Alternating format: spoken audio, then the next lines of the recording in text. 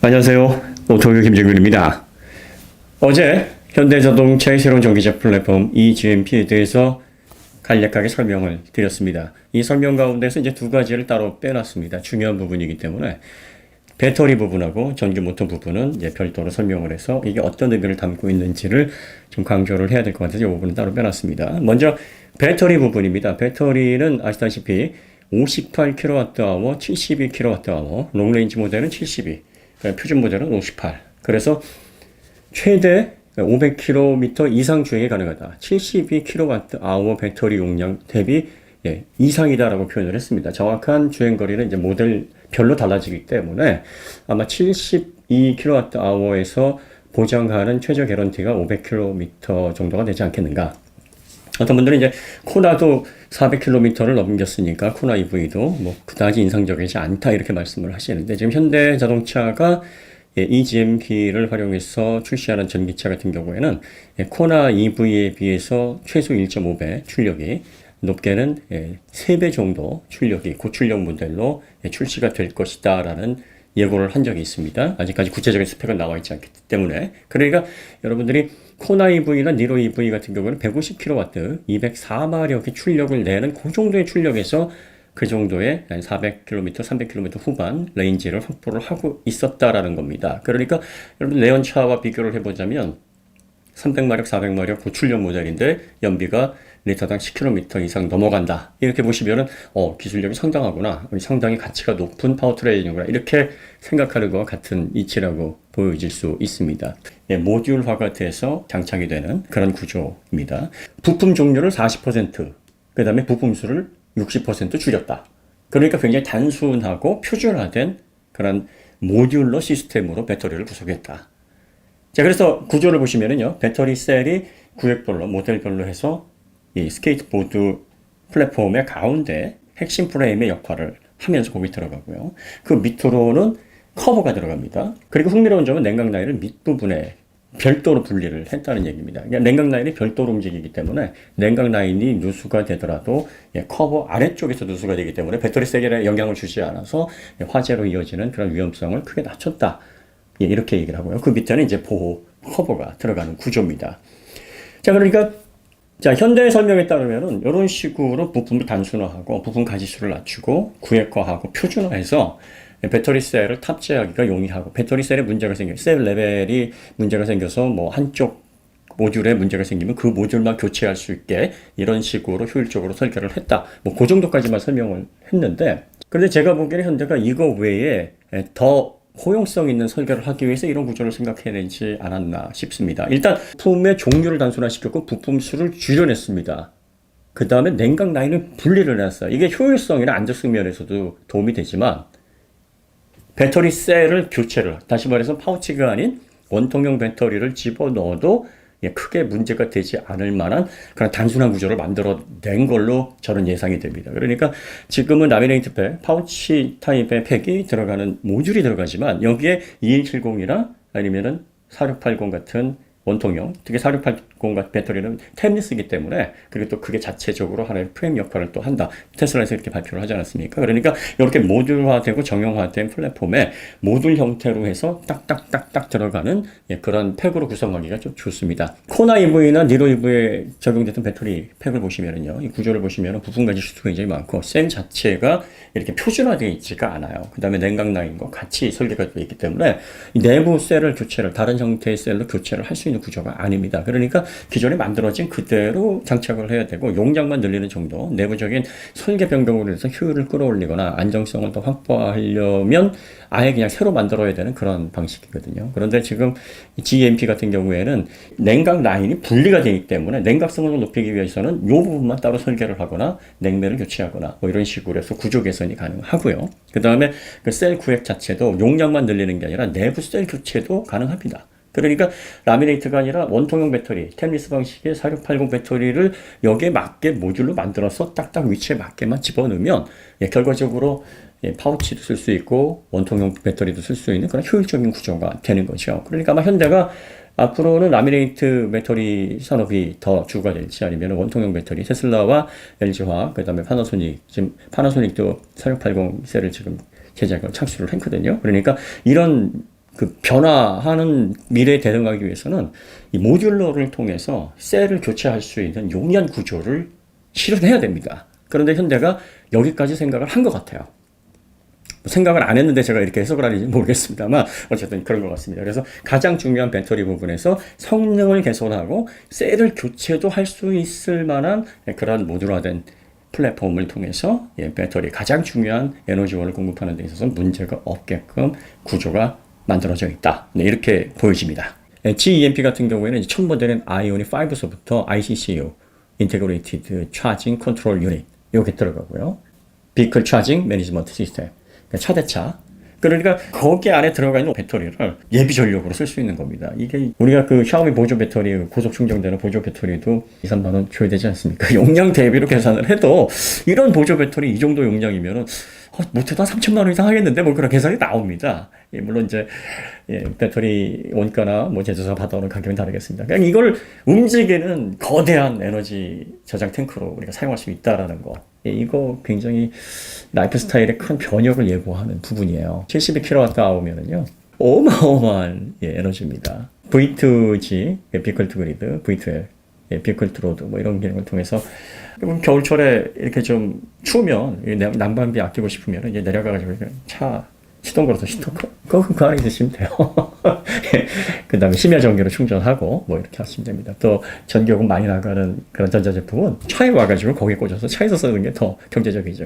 왜냐하면 이제 그 가정용 전기는 잘못 사용하게 되면 누진료 때문에 엄청 나오게 되니까. 그러니까 이런 것들을 통해서 뭐 차박, 캠핑, 그 다음에 그 외에 자동차에서 가전제품을 사용할 수 있는 그런 뭐 여러 가지. 그 다음에 차대차. 나중에는 이걸 통해서 이제 V2G를 통해서 전기를 싼 가격에 확보를 했다가 이제 좀 비싼 가격에 판매를 하는 수익도 거둘 수 있는 그런 구조를 발전시킬 수도 있고요. 자, 그 다음에 이 배터리 같은 경우는 이제 처럼 패치하게 되면은 지금은 이제 지자체에 반납을 하는 조건입니다. 그래서 보조금을 지급을 하는 거거든요. 그런데 앞으로 이 기준도 뭐 변경이 될지 안 될지 모르겠어요. 유럽 같은 경우에는 이제 그 기준이 없어지고 있는데 우리나라는 아직까지는 이제 반납을 해야 되는 그 규정은 바뀌지 않고 있습니다. 근데 이제 지자체에서도 그전에는 이제 배터리 재생이라든지 뭐 이 폐배터리, 전기차에서 나오는 배터리를 어떻게 처리해야 될지 거기에 대해서 대안이 없었는데 지금은 요 ESS로 활용을 하거나 용량이 한 70% 정도만 남아있다 그래도 전압 그 사용률이 그 정도만 된다고 해도 ESS로서는 충분한 가치를 갖고 있거든요. 그래서 이걸 다시 재활용해서 ESS를 사용을 하는데 이게 또 모듈화 형태로 설계가 되어 있기 때문에 셀을 밸런싱을 해보고 특별히 문제가 있는 것들은 몇 개 교체를 해가지고 재생을 하기도 굉장히 좋은 시스템이에요. 그래서 수명을 더 길게 사용할 수도 있는 그런 환경입니다. 그래서 이거를 앞으로 개인이 지자체에 반납을 하지 않은 조건으로 추가 비용을 얼마 더 내고 개인이 이걸 ESS로 아니면 내가 개인용으로 활용하겠습니다. 그래서 가져올 수 있는 그런 제도가 있을지 아니면은 뭐 지금처럼 계속 반납을 하는 조건일지 모르겠는데 어쨌든 보조금이 줄어들거나 폐지가 되게 되면 뭐 배터리도 이제 소비자들이 소유할 수 있는 그런 방향으로 가게 될 겁니다. 그래서 현대가 결과적으로는 아까 셀 교체에 대한 그런 부분도 얘기를 했었습니다만 ESS 사업을 통해서 이걸 재활용하는 부분에 있어서도 이 모듈러 시스템, 모듈러 설계는 굉장히 중요합니다. 부품 가짓수를 줄이고 최대한 단순하게 하고 그 다음에 셀 밸런싱을 쉽게 설계를 해서 문제가 있는 셀만 교체를 하면 다시 전반적인 상품으로 활용할 수 있게끔 수명을 연장하는 거거든요. 그러니까 ESS 사업부까지 고려한 설계, 많은 점을 생각을 한 거예요. 자, 그 다음에 모터 부분에 있어서도 관심을 굉장히 끄는 부분이 있었어요. 모터 부분에, 모터는 뭐 아시다시피 고정자가 있고 회전자가 있습니다. 스테이터, 로터가 있습니다. 이 로터는 연구자석, 네오디뮴과 같은 연구자석으로 되어 있고요. 스테이터에는 전자기력을 발생시킬 수 있도록 권선이 감겨져 있어요. 이 권선을 통해서 이제 입력을, 전기를 입력을 해서 극성을 바꿔주는 겁니다. 그걸 인버터가 바꿔줍니다. 스위칭을 통해서 승합을 해서 계속 극성을 바꿔줍니다. 뭐 지구상에 존재하는 네 가지 기본적인 힘, 중력, 전자기력, 양력, 강력 있지 않습니까? 그 가운데 모터는 전자기력을 이용하는 그런 구조예요. 기본적으로 전자기력을 이용하는 힘인데 이 전자기력으로 작용하는 힘의 크기에 따라서 회전 토크가 결정이 되는 겁니다. 여러분들이 전기 모터는 출발부터 최대 토크가 나온다.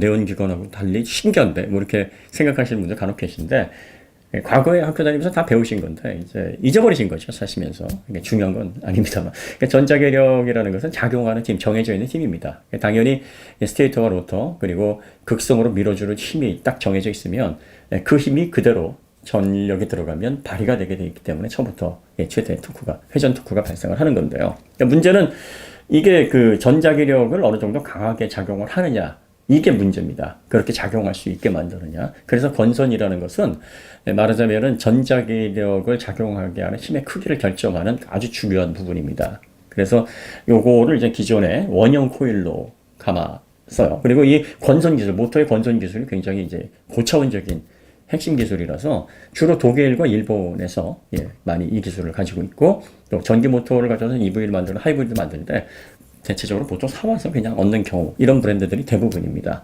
여러분들 테슬라 모터 같은 경우에는 뭐 영구 자석도 그렇고 또 작용하는 어떤 전자기력, 힘, 회전 토크 다 강하다 하는 이유가 뭐냐면 자체 개발한 거예요. 자체 개발해서 커스터마이징을 한 겁니다. 그러니까 권선 기술서부터 또 거기 안에 들어가 있는 뭐 유도형 모터도 쓰고 영구자석 모터도 씁니다. 테슬라는 전륜에는 유도형 모터, 뒤에는 이제 영구자석이 들어가서 영구자석으로 스테이터와 로터가 반응하는 그런 방식으로 이제 이오나이저 쓰는데, 로터의 자기력 그리고 스테이터 권선 기술을 통해서 전자기력이 작용하는 지금 이런 것들을 상당히 이제 높여놓은 거죠. 그렇기 때문에 출력이 높아지고 또 출력이 높고 또 빠른 속도로 회전을 하면서 효율도 높일 수 있는 그런 다양한 기술들이 적용이 됩니다. 그 출발이 이제 권선 기술이에요. 구리선을 얼마나 잘 효율적으로 감느냐. 원형 구리선 같은 경우에는 이 단면이 이렇게 동그랗지 않습니까? 그러니까 이걸 감아놓게 되면 단면이 아무래도 넓어지지가 않죠, 구조상. 그래서 현대자동차는 헤어핀 형태의 권선, 단면이 이렇게 직사각형 형태입니다. 이게 단면이 평평하니까 이걸 이렇게 감아놓게 되면은 더 촘촘하게 틈 없이 감기고 단면이 넓어집니다. 이렇게 되면은 전자기력이 작용하는 힘이 더 커집니다. 배터리에서 나오는 플러스 마이너스는 딱 정해져서 이렇게 나오는데 요거를 계속 바꿔주는 거예요. 헤르츠라고 이제 여러분들 들어보셨죠? 헤르츠가 뭐 60Hz, 50Hz 초당 몇 번 극을 바꿔주느냐 이제 그거거든요. 그래서 그걸 빠르게 극을 바꿔주면서 같은 극일 때는 밀어내고 다른 극일 때는 당기는, 계속 그런 식으로 해서 삼상으로 안에 있는 로터를 돌리는 겁니다. 그러니까 권선이 전자기력이 작용하게 하는 기초적인 힘이니까 이걸 얼마나 잘 촘촘하게 효율적으로 감아놓느냐가 전기 모터의 회전 토크의 핵심이 되는 부분입니다.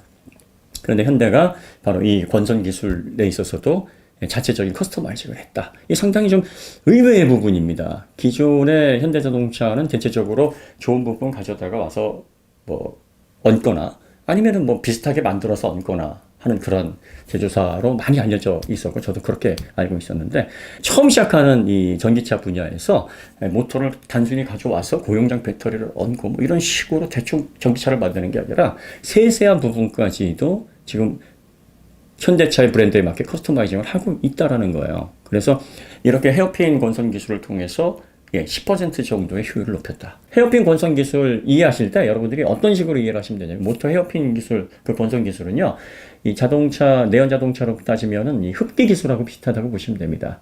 그러니까 CVVT, CVVL, 현대에서 CVVD를 통해서 흡기 효율, 이게 밸브의 듀레이션, 이 희박연소 때 이게 이제 밸브가 리프트 굉장히 까다롭거든요. 타이밍, 컨티뉴어슬리 베리어블 타이밍은 이걸 열리고 닫히는 시간대만 옮기는 거지 듀레이션을 조정하는 게 아니니까, 그 두 가지를 같이 쓰면 복잡하니까 이제 듀레이션을 쓰자.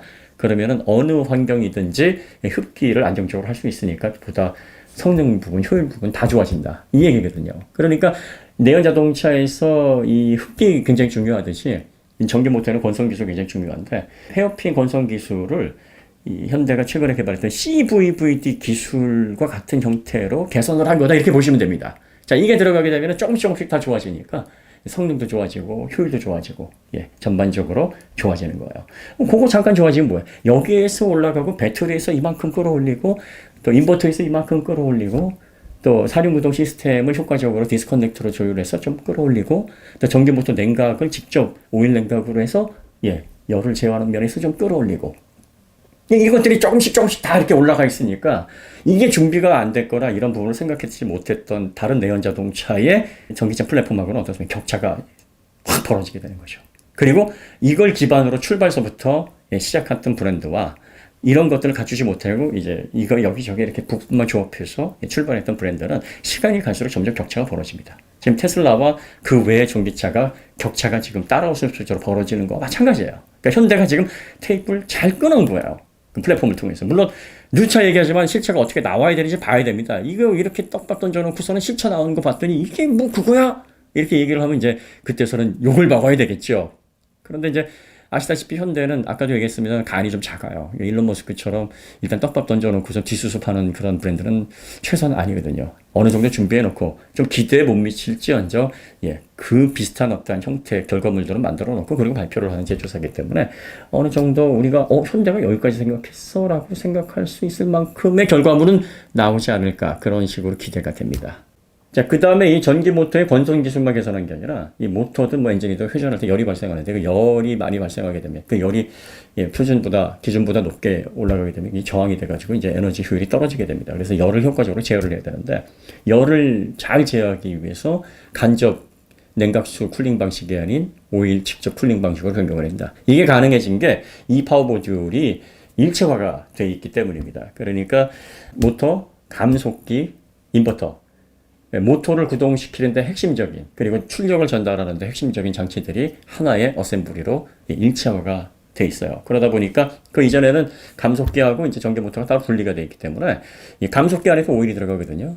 여기 기아가 들어가서 이제 감속비를 만들어 줘야 되기 때문에 그래서 이 오일로 쿨링 감속기를 쿨링을 해야 되고요. 그리고 또 엔진 해당하는 전기 모터는 별도의 냉각 라인으로 하우징만 간접으로 쿨링 시스템으로 냉각수로 시키는 이런 구조로 설계가 되어 있습니다. 그러니까 하우징만 시키기 때문에 아무래도 내부의 열을 제어하는 데는 한계가 있을 수밖에 없습니다. 그런데 이 감속기와 일체화가 되어 있어요. 전기모터가. 그러다 보니까 감속기 오일을 이 전기모터 쪽에 보내는 겁니다. 그래서 내부 코일을 안개처럼 이렇게 미스트처럼 뿌려서 식혀주는 직접 냉각 방식으로 제어를 한다는 거예요. 오일. 감속기 오일을 가지고요. 그러니까 열도 효과적으로 제어하고 그 다음에 내부의 건선 구조를 바꿔서 전자계력, 다시 말해서 모터의 출력 자체를 높여서 좀 더 강한 회전 토크를 낼 수 있도록 하고 그로 인해서 에너지 대비 효율을 높인 이런 구조가 적용이 되어 있다는 겁니다. 그래서 전반적으로 회전 속도를 70% 높이고 그리고 감속비도 33% 높여서 고회전에서 효율을 더 발생할 수 있도록 구조 자체를 변경을 했다. 이렇게 얘기를 하고 있는 겁니다. 폭스바겐의 경우 MEB 플랫폼을 전기차로 밀고 있는데 같은 스케이트보드 플랫폼이긴 합니다. 그런데 여기에는 뭐 전기 모터의 뭐 건선 기술 또 냉각 이런 것들 개선되어 있다는 얘기 없고요. 그러니까 파워 반도체, 그러니까 실리콘 카바이드 파워 모듈 적용했다는 얘기 없고요. 그 다음에 배터리를 얼마나 효율적으로 설계를 했는지에 대한 구체적인 설명 없습니다. 뭐 그냥 배터리 가져다가 뭐 이렇게 용량에 맞게 그래서 공개되어 있는 그 배터리 용량 대비 레인지를 보면은 뭐 200마일, 뭐 250마일 상당히 좀 괄목할 만한 수치를 보여주고 있지 못합니다. 그래서 지금 ID3, ID4 같은 경우에는 혁신적인 기술, 유저빌리티 이런 것보다는 릴라이어빌리티, 그러니까 신뢰도 사실 폭스바겐은 유럽 사용자들이 신뢰성을 바탕으로 이 골프도 그래서 성능이 많이 떨어졌지만 그래서 선택을 했던 거거든요.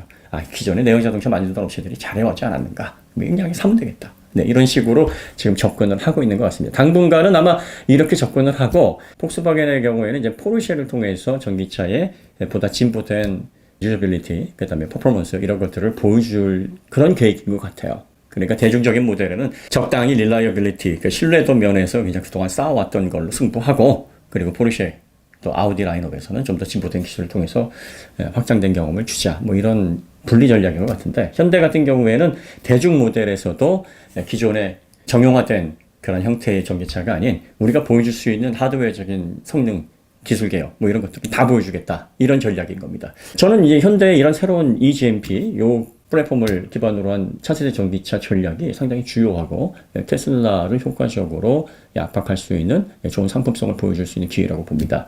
물론 테슬라도 독점을 하려는 기업은 아닙니다. 그러니까 차세대 새로운 가치, 그 다음에 모빌리티의 익스페리언스를 통해서 인류의 그 생활 수준을 좀 더 확장시키고 높이자 뭐 이런 개념으로 이 전기차를 좀 확대해 나가자 뭐 이런 기업이에요. 그러니까 테슬라가 차세대 자동차 시장에서 그려나가는 그림에 가장 근접한 형태의 완성화된 전기차를 생산해내는 그런 기업으로 현대가 부각하게 된다 그러면 테슬라와의 적극적인 어떤 그 협력 이런 것들도 우리 기대할 수 있습니다. 왜냐하면 지금 테슬라가 현재 빠르게 성장하고 있습니다만 이 자동차를 공급하는 데 있어서 상당히 어려움이 많거든요. 상하이, 그 다음에 또 기가 베를린 뭐 이런 데에서 전기차 앞으로 올해는 이제 50만 대였지만 내년에 뭐 100만 대, 그리고 빠르게 이제 수요를 확보해 나갈 것이다 이렇게 얘기를 하고 있습니다만, 아무래도 뭐 전 세계적으로 이 전기차를 보급하는 데 있어서 테슬라 혼자서는 이게 쉬운 일이 아닙니다. 그러려면 확실한 이제 그 외의 서플라이들, 전기차 진보된 형태, 진화된 형태의 전기차를 통해서 자율주행과 결합된 차세대 모빌리티를 제공할 수 있는 그런 서플라이, 강력한 지원군이 필요한데, 현재로서는 이 GMP 플랫폼을 가지고 대중화 라인업서부터 전기차의 기술 혁신을 들고 나온 현대가 가장 매력적인 대상이 아닌가 생각이 듭니다. 사실 테슬라가 이 전기차 업체에서 주목을 받았던 건 기존에 있었던 제품들을 사와서 적당한 가격에 버무려서 내놨기 때문이 아닙니다. 테슬라의 그 전기차들을 보면 모델 3라든지 모델 Y 이런 것들이 같이 있는 이유가 뭐냐면은, 이 부품을 이렇게 사와서 이렇게 처음에는 뭐 모델 S까지는 그런 식으로 제조를 했어요. 메르세데스 벤츠에서 뭐 그 파츠들 사와가지고 뭐 이런 흔적들이 있지 않습니까? 지금은 거의 모든 부품들을 다 자체 개발을 합니다. 자체 개발을 하면서 다 자사의 자동차에 맞게 커스터마이징을 해요. 뭐 하나 가져와서 그대로 실는 법이 없습니다. 핵심이 되는 파워트레인을 비롯해서 그 다음에 뭐 자율주행에 들어가는 PC 박스까지, 심지어 이 시스템 반도체를 설계하는 그런 기업도 아닌데 자동차 기업이 그렇게 하고 있어요. 그러니까 자기 브랜드에 맞게 커스터마이징을 하는 거예요. 소프트웨어도 통합 OS를 통해서 보다 진보된 유저 익스페리언스를 제공을 합니다. 그걸 바탕으로 자율주행도 빠르게 확대를 해나가고 있어요. 그러니까 현대자동차가 다행스럽게도 테슬라의 전략을 아주 잘 보고 그걸 적용을 하고 있습니다. 아직까지는 하드웨어에서만 지금 준비를 하고 있다라는 것만 공개를 하고 있습니다. 소프트웨어, 이 사실 전기차의 소프트웨어 굉장히 중요한데, 이 소프트웨어 부분에서는 어떤 준비를 하고 있는지는 아직 공개를 하지 않고 있어요. 근데 적어도 하드웨어만큼은 테슬라처럼 어느 한 부분 그대로 가져와도 싫지 않고, 현대차 eGMP에 맞는 아이오닉 시리즈 5, 6, 7 여기에 맞는 커스터마이징을 지금 세밀하게 하고 있습니다. 그래서 성능을 올리는 부분, 그 다음에 거주성, 또 편리성, 뭐 이런 부분들에게 더 진보되고 확장된 경험을 해가기 위한 세부적인 조율들이 아주 디테일하게 이루어지고 있다. 이건 지금 제가 지금까지 알고 있었던 현재와는 완전히 다른 모습입니다. 현대가 여기까지 생각을 했다라는 건 정말 의외예요. 이 정도까지 생각을 한 정도였으면 현대가 소프트웨어 부분에서도 상당 부분을 좀 고려를 해서 출시를 하지 않을까라는 기대를 지금 하게 됩니다. 물론 통합 OS는 적용을 안 할 걸로 보여요. 왜냐하면 현대는 좀 보수적인 업체입니다. 자동차 업체 중에서도 상당히 조심성이 지금 많아야 되는 입장이기 때문에, 그래서 통합 OS 그 모델 3나 모델 Y에서 보여주는 그런 중앙 집중 방식의 존 컨트롤 방식은 적용하지 않을 걸로 보이고, 대략적으로 뭐 크로스 도메인 방식으로 구성을 해놓고, 거기에다가 이제 3단계에 준하는 뭐 자율주행을 입혀놓고, 요거 이제 법률적인 문제가 아직 첨예하니까 자율주행법을 만들어져 있습니다만, 요걸 가장 먼저 누가 실행하느냐, 사실 이 치킨 게임이거든요. 테슬라 같이 일단 질러놓고 보고, 이렇게 떡밥 던지고 보고, 뭐 이런 간땡이가 현대는 아직 없습니다. 그러니까 자율주행도 좀 보수적으로 하지 않을까 싶기도 하고, 그 다음에 네트워킹 관련된 부분도 약간 좀 보수적으로 하지 않을까 싶습니다. 그래서 소프트웨어 완성도는 그 모델 S나 X가 개발되던 그 시점에서, 그 다음에 모델 3나 모델 Y에 비해서는 조금 그 소프트웨어적인 완성도라든지 그 소프트웨어로 제공되는 뭐 유저 익스피리언스는 좀 떨어지는 수준이 아닐까. 하지만 이제 하드웨어 부분에서 보면은 일단 주행거리, 뭐 퍼포먼스 최대 3.5초, 제로백 3.5초까지는 성능을 낼 수 있는 구성을 만들어서 제공을 하겠다라고 얘기를 한 거예요. 그러니까 기본적으로 내연차 기준으로 한 500마력 이상 높여한다는 얘기겠죠. 네. 그래서 그 정도 출력에 해당하는 뭐 킬로와트로 따지면 한 400킬로와트, 350에서 400킬로와트 그 사이가 최고 고성능 모델이 되지 않을까 싶고, 기본 모델도 기본적으로 한 200킬로와트 뭐 그 정도 되지 않을까 싶어요. 그래서 200마력 후반 아니면 300마력 정도 되는 그 정도 출력에서 레인지를 최소 500km 이상 확보를 하겠다. 뭐 이 전략인 것 같습니다. 각자 상품성이나 뭐 이런 것들은 제품이 나온 다음에 판단해도 늦지 않으니까, 어떤 새로운 기술들, 어떤 새로운 혁신적인 어떤 시도들을 하는지 그런 거 관심 있게 좀 보세요. 그리고 우리나라 기업에서 했다 그래가지고 무조건 뭐 제대로 했겠나, 뭐 공부 잘하는 애들이 밥 많이 먹으면 칭찬하고 공부 못했던 애가 밥 많이 먹으면은 막 구박하고 그러지 마시고 뭐 BMW에서 탄화 교수했으면 우와 야 86볼트에서 역시 이런단 말이야. 근데 현대가 하면 니들이 제대로 했을라나? 뭐 이렇게 얘기를 하지 마시고 편견을 버리고 접근하셔야 돼요. 왜냐하면 지금 전기차는 모두 다 0에서 출발하는 거야. 내연 자동차는 출발선이 같아. 메르세데스 벤츠는 130년에 출발했고 BMW는 1916년에 출발을 했고 뭐 각자 출발점이 다르긴 하지만 전기차는 그냥 2020년이 원년이에요 지금. 여기에서 지금 다 여기 딱 하는 거야. 그러니까 현대든 뭐 벤츠든 BMW든 다 똑같은 환경에서 출발을 하는데 있어서 좀 가시죠. 레가시를 가지고 있는 업체들은 그 레가시를 얼마나 붙잡고서 그걸 우려먹으려고 하는가. 그 다음에 또 내연 자동차와 전동화에 대한 어떤 충격을 얼마나 효율적으로 이관을 하느냐. 그리고 혁신적인 기술을 누가 편견 없이 받아내는 이 싸움이거든. 뭐 EQC 한 대 딱 사진 하나 걸면서 설명이 되지 않을까요? 다른 업체들은 다 플랫폼 개발하고 메르세데스 벤츠도 플랫폼 개발하고 다 한다는데 BMW가 유독 내연 자동차를 전동화 시킨다네. 그 3 시리즈로 뭐 전동화 전기차 파워트레인. BMW가 어떻게 보면은 이게 유산이 오히려 발목을 잡는 거야. 그러니까 그 레가시가 없이 술술 털 수 있는 브랜드가 현대 같은 브랜드가 오히려 유일한 거고. 그 다음에 일론 머스크가 얼마 전에 그 이런 얘기 한 적이 있어요. 인터뷰에서 기존의 비클 제조사들, 그러니까 자동차 내연 자동차 업체와 동거할 생각이 있냐, 그러니까 전략적인 인수합병 생각이 있냐.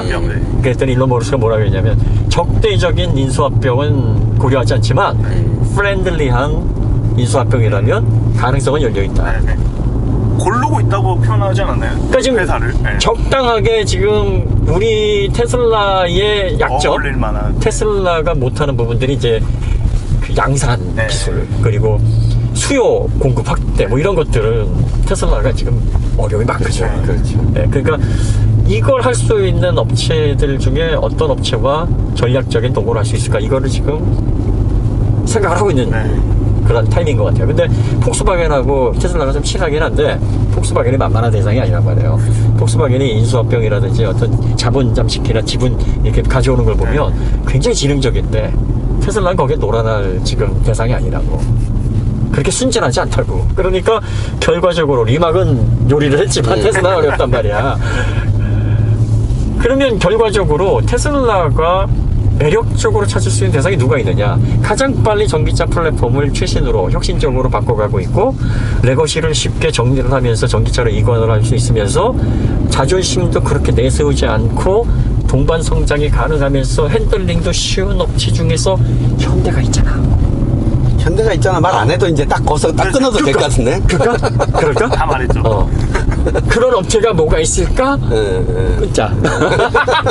그래서 2021년도에 테슬라와 현대의 밀월 관계 한번 기대해봐도 되지 않을까.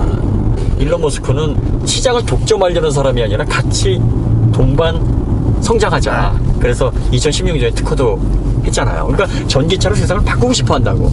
전기차로 바꾸고 싶은데 현대의 생산력, 그 현대의 빠른 적응력, 또 현대의 진보적인 어떤 기술 개혁, 뭐 이런 것들이 같이 맞물려서 시너지를 낼 수 있다면 팔을 바꿀 수 있지 않을까.